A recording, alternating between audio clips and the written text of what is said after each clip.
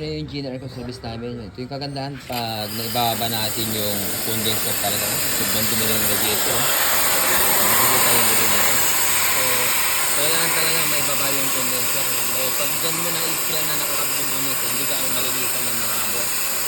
Malaking tulong pag nalilinisan natin itong radiator. Yan yung kung saan nangilaw yung natin, lalo na pag pangaling tapat, separate na araw. Kasi sa sobrang dumi na, nakikita mo yun, no? Ang dumi. Grabe.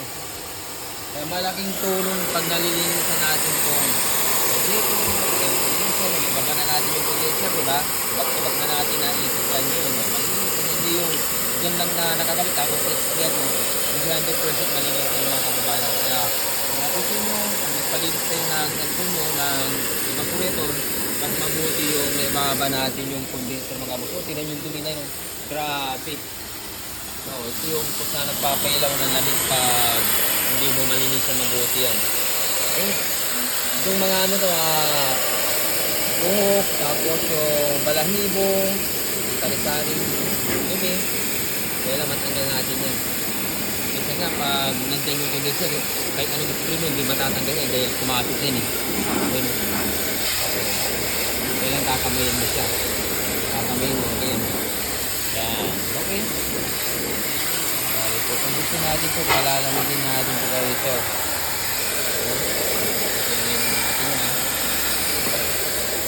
Grabe o. Hindi talaga. Ang dumi, sir. Oh. Kaya nahihilaw yung lamig ng air conditioner, lalo pag tanghal dapat, saka kirik ang araw. Oh. Kakamin talaga natin ito. Kailang kamayin. Ayun mga buto. Kaya ito ang tips natin. Pag magpalinis kayo ng aircon nyo, mas maganda yung general na mga kababayan. Matrabaho pero ito yung mabuti na paggawa mga boss. Para surbog yung lamig ng aircon natin. Dahil pag ganyan na madumi, talagang naapiktuhan ng aircon natin mga kababayan. Palamigin natin dito. At tatandaan nyo mga kababayan, pag ano rin, yan, maglalagay din ng silicone oil sa clutch pan. Dahil minsan sa katagalan, siya yung umihina na yung duga ng ng hangin. Kaya nahihilaw ang lamig ng aircon natin, lalo pag tanghaling tapat o kayo nakahinto.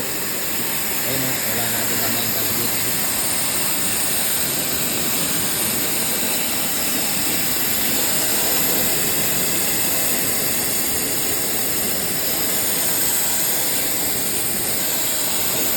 Pero at 2017 model ito mga boss. Kaya talaga may mga maintenance tayo sa pagpapalinis ng aircon natin. Hindi pa nagkamit tayo. Oh. Grabe yung dumi ito.